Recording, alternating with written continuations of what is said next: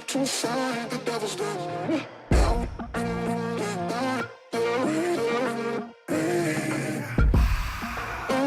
So trapped inside the devil's den.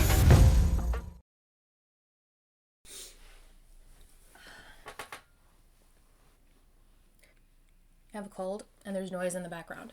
Sorry. This being the first video for 2023, welcome. In all seriousness, I have been going over the videos that I did make in 2022. I just released my channel update a little while ago, with my New Year's resolution being to basically straighten up the material, the mood, and the atmosphere in my videos. I wanted to bring a little more energy as well. If you've been paying attention to my latest videos, you know that I am currently working on finishing my last essay video before diving straight into just simple in-person videos that are a little more researched, a little more structured, more put together, scripted, etc.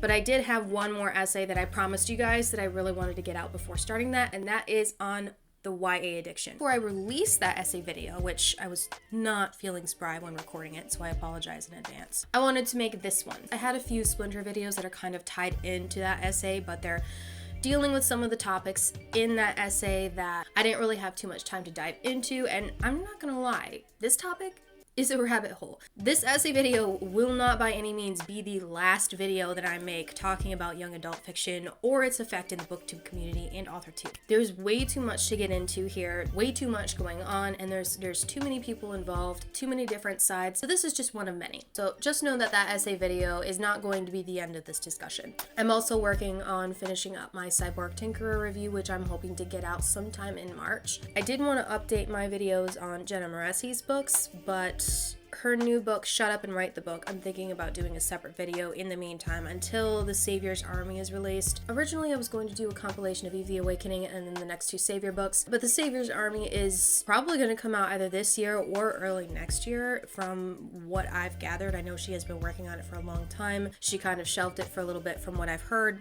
To finish Shut Up and Write the Book, I would prefer to review the series by itself to compare to the earlier writings, the later writings, versus comparing different books and different story types. I feel like it might just be too much to get into. So there is a lot to look forward to in 2023.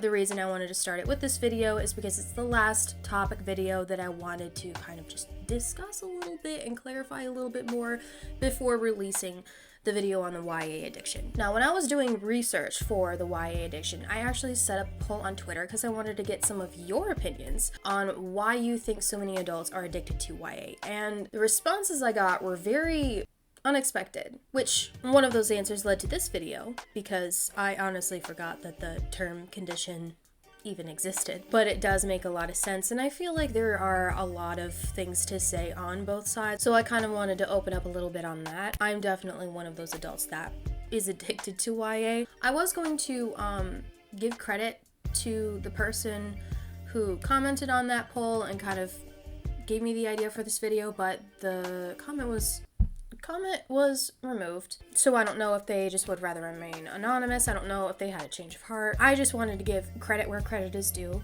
If you feel like saying something in the comment section, feel free. For those of you who are wondering what Peter Pan Syndrome is, according to an article written by Katie Yockey with Medical News Today, Peter Pan Syndrome describes people who have difficulty growing up. They might find it hard to manage typical adult responsibilities, such as keeping a job, maintaining healthy relationships. Peter Pan Syndrome, although it is not a formal diagnosis and does not have recognition by the CDC or the Diagnostic and Statistical Manual of Mental Disorders, rather it is an informal term that some psychologists use.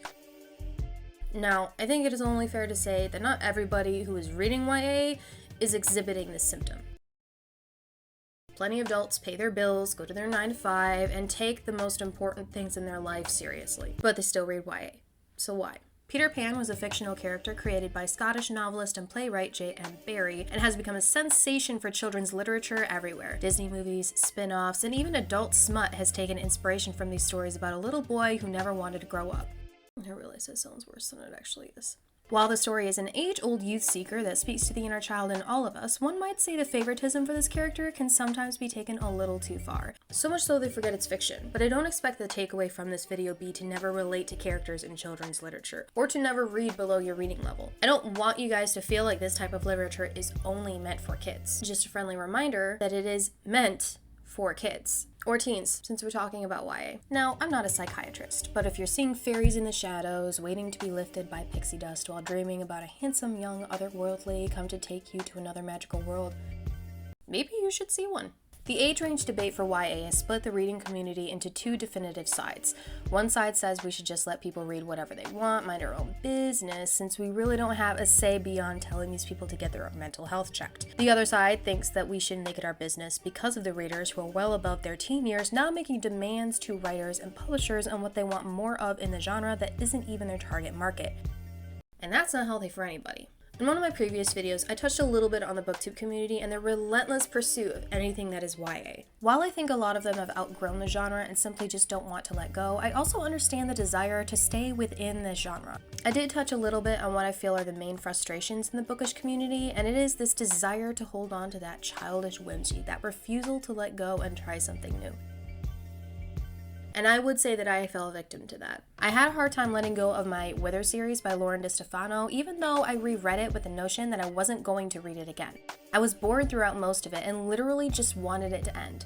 Yet I wanted to hold on. You could say, well, those used to be your favorite books. But I also had a hard time letting go of another YA series, the Eve series, written by Anna Carey, that I absolutely detested all throughout reading. Yet I remember holding on to that series and remembering not the books, not the stories, but the phase that I had been in my life when I purchased them. Now, this ties into the consumerism, which is another problem in the community. You know, that desire to grow that massive library of books that take up literally every wall and every room of your place, even if they're not being read.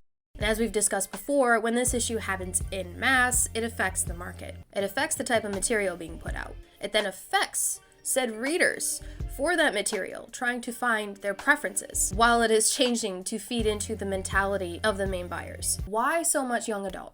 Dr. Dan Kiley, a Chicago psychologist who coined the term writing his book The Peter Pan Syndrome in 1983, he believed people with this misidentity have a difficulty growing up and may find it difficult to take on adult responsibilities, that their irresponsible behavior may inhibit creating functional relationships, be it professional or romantic, or just social, and that they could also display narcissistic personality traits. This isn't for everyone who reads YA, but I think it can factor in on some level, especially with those who are obsessed with modern fantasy. I've read a couple of books in the ACOTAR series, I've read some of the fairy tale remakes, a lot of the recommended romance books on Book Talk and BookTube, and they all have this theme in common. The fairies, the portal fantasy, twisted fairy tales give that same sensation that's reminiscent of Twilight and 50 Shades of Grey. It reads like it's meant for those who are reading it to live vicariously through the main character. There's just enough leeway to be able to relate to most everyone, and the main character is almost always carried through the plot. Now, this might not be the case for everyone. This is just what I'm seeing. If this really is the case, the only cure for it would be to explore things that challenge you. Look into genres that you would normally shy away from to try to find something new. And if none of it sounds appealing to you,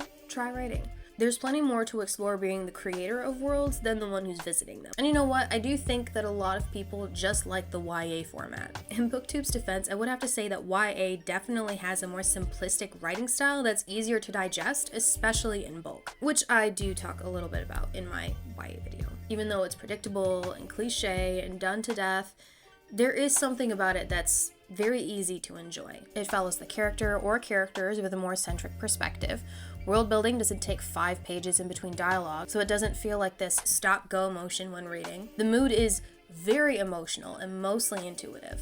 Descriptions are usually more poetic and fluid. It's not as dry as a lot of other genres that I've experienced. Milder plot twists that usually make sense without being too convoluted. The ending usually comes full circle, ties everything in nicely. These books are meant for teens.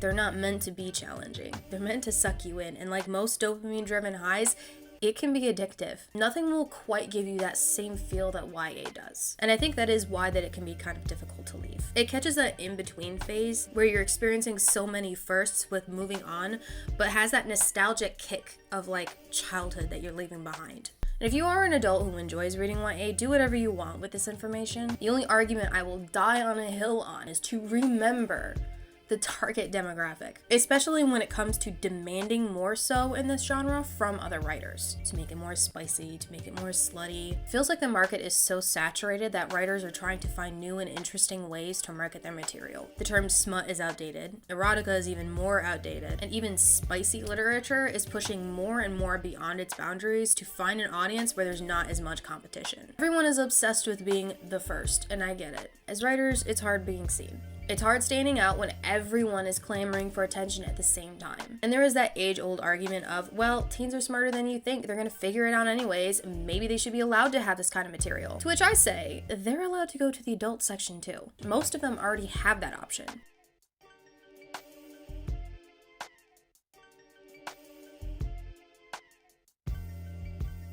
The only thing this is doing is forcing that kind of material that is inappropriate or might make some readers uncomfortable because they're not ready to be exposed to that kind of material yet. I read Damsel at 28, and I still wasn't ready for it. But anyway, that's all I have for you guys today. Please comment, like, subscribe, and make sure you hit that notification bell. I will have the YA addiction video up soon. Let me know what you guys would like to see more from me. I am going to make 2023 my main focus for my channel is to structure my videos better. I'm going to start going off of scripts instead of just rambling. But there are a lot of things that I have in the works. A lot of things that I promised you guys from last year are still on their way. I am working on them, so it's gonna be a good year. Stay tuned. I will see you in my next video. The demons you forgot about. In the blind spot, sitting in the bed. Now I'm making up beat. Invisible to me, yeah. Corrupted souls don't know. Got black moon behind the drywall. Couldn't even see, even when you bleed. So now you can feel